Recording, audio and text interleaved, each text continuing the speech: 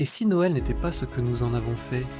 Si, au milieu des lumières, des guirlandes, des cadeaux empilés et des fêtes bruyantes, quelque chose d'essentiel s'était perdu en chemin. Parce qu'aujourd'hui, Noël brille, c'est vrai, mais est-ce qu'il éclaire encore? Si la Bible parlait de Noël aujourd'hui, elle ne nous parlerait peut-être pas d'une date ni d'un calendrier à défendre. Elle nous rappellerait plutôt qu'un jour, le Créateur de l'univers a choisi d'entrer dans notre monde, sans éclat, sans palais, dans la fragilité d'un enfant. La lumière est venue dans les ténèbres, pas pour impressionner, mais pour rejoindre ceux qui marchèrent dans la nuit. Alors peu importe que ce soit le 25 décembre, peu importe les débats, ce qui compte, c'est de ne pas oublier. Ne pas oublier que Dieu s'est approché, que l'espérance a pris cher. Noël est d'abord une mémoire avant d'être une fête. Alors aujourd'hui, au-delà du bruit, prenons un instant pour nous rappeler l'essentiel.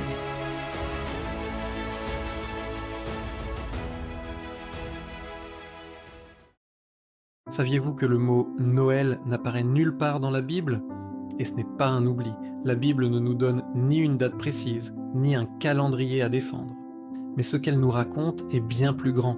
Noël, dans son sens premier, veut simplement dire naissance. Et cette naissance-là, la Bible ne cesse de nous l'annoncer, de nous la préparer. Le Verbe s'est fait chair. Et il a habité parmi nous. Ces mots sont puissants. Ils signifient que Dieu n'est pas resté une idée lointaine, inaccessible, ni une voix perdue dans le ciel. Il est né.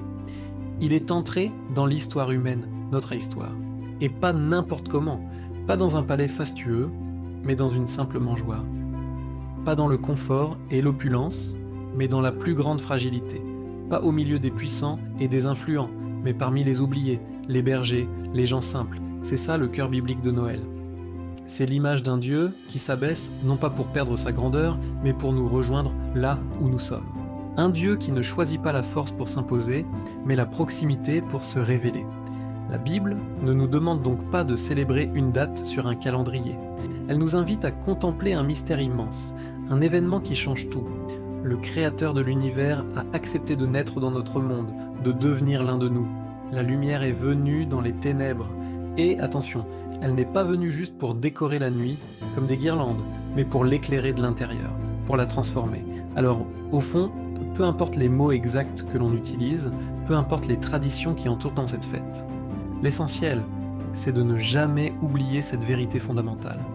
Dieu ne s'est pas contenté de parler à l'humanité de loin. Il est venu vivre avec elle. Il a partagé nos joies, nos peines, notre quotidien. Il est venu pour être avec nous. Et c'est ça, avant toute autre chose, le véritable cœur de Noël. Et aujourd'hui, à quoi ressemble Noël? Ce n'est plus une étable, mais des villes illuminées toute la nuit. Ce ne sont plus des bergers, mais des foules pressées. Tout est lumineux, tout est animé, tout est rempli. Et pourtant, beaucoup de cœurs sont vides. Noël arrive, mais certains le traversent avec une boule au ventre, parce qu'il y a des absents autour de la table, des relations brisées ou des sourires qu'on force. Et c'est peut-être là que le sens de Noël rejoint nos vies. Parce que dans la Bible, Dieu n'est pas venu dans un monde parfait. Il est venu dans un monde fatigué, fragile, blessé, comme le nôtre. Noël aujourd'hui, ce n'est pas seulement ce qui se passe dehors, c'est ce qui se passe dedans. La bonne nouvelle, c'est que Dieu ne cherche pas les vies bien rangées. Il cherche des cœurs ouverts. Aujourd'hui encore, il entre dans nos vies. Non pas quand tout va bien, mais quand nous avons le plus besoin de lui. Si la Bible parlait de Noël aujourd'hui, elle ne nous demanderait pas de faire plus. Non, elle nous inviterait d'abord à nous arrêter, à faire silence, à regarder au-delà de ce qui brille. Parce que Noël ne commence pas par ce que nous offrons, mais parce que Dieu a donné. Il a donné sa présence, il a donné sa proximité, il s'est donné lui-même. Le message de Noël, ce n'est pas que tout ira toujours bien. C'est que Dieu est là, même quand tout ne va pas. C'est que la lumière ne supprime pas la nuit, mais qu'elle la traverse. Noël nous rappelle que Dieu ne fuit pas nos fragilités. Il y entre. Il ne méprise pas nos failles, il les habite. Il ne nous sauve pas en nous épargnant les difficultés de la vie, mais en la partageant avec nous. Alors aujourd'hui, au-delà des traditions, des débats et des habitudes, le vrai appel de Noël est simple. Ne pas oublier. Ne pas oublier que Dieu s'est approché.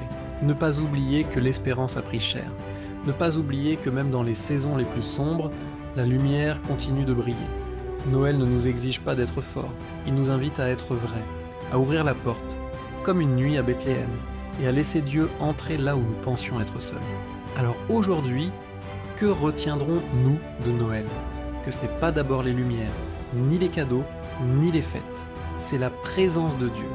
Dieu qui a choisi de descendre, de venir parmi nous, dans nos vies, nos faiblesses, nos nuits.